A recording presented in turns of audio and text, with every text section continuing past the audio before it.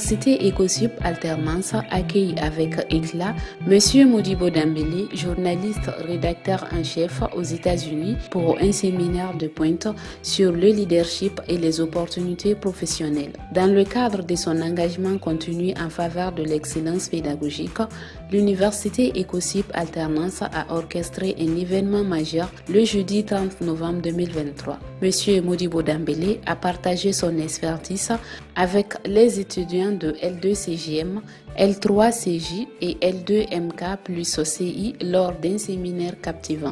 La salle de conférence s'est transformée en un lieu d'apprentissage dynamique, abordant avec éloquence les thèmes complexes du modèle d'éthique en leadership ainsi que les techniques de recherche en matière d'emploi et opportunités. Les étudiants, tant le matin que le soir, ont participé activement, prenant la parole tour à tour pour offrir des définitions perspicaces en lien avec le sujet du jour. Je vais commencer par définir le terme leadership, mais en anglais, comme c'est un mot en anglais.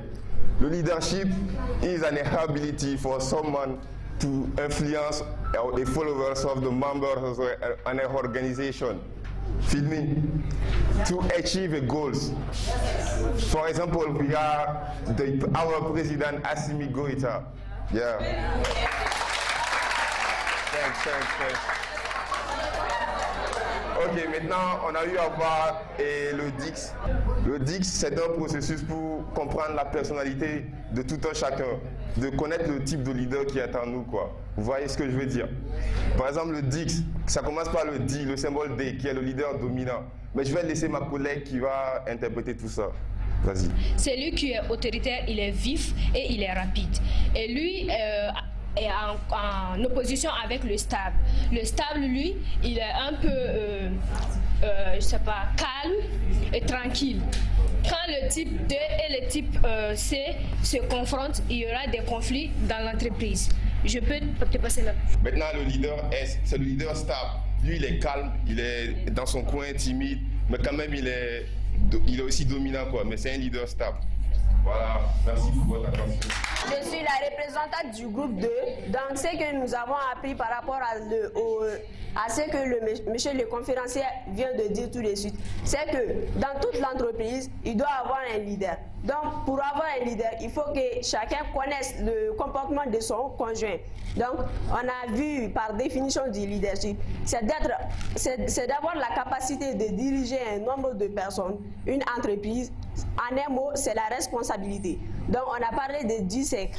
Donc là, nous avons eu à parler sur le comportement de leader qui est 2.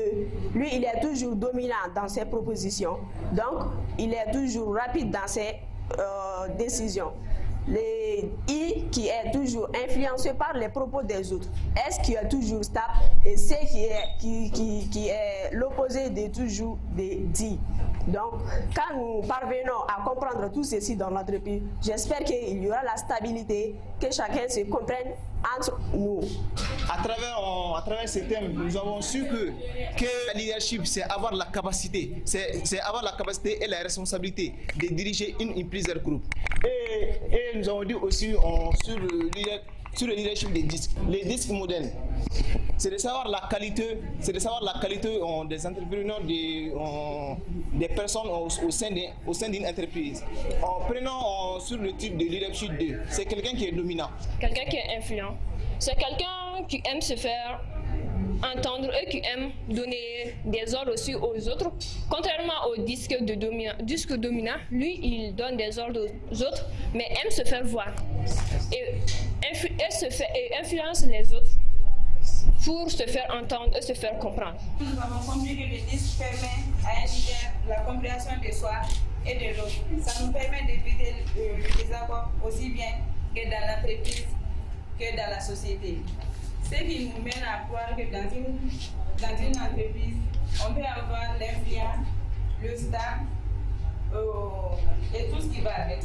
Et vous n'êtes pas l'influence du staff bien du dominant? Moi, je préfère le dominant. Oui. Après, c'est cool. Monsieur Modibo Dambélé, journaliste rédacteur en chef aux États-Unis, a clôturé le séminaire en encourageant la jeunesse à se doter d'outils additionnels, les préparant ainsi à affronter les multiples défis à venir. Nous avons parlé de leadership, nous avons également parlé des techniques de recherche en matière d'emploi et on a parlé également un peu, on a effleuré le journalisme.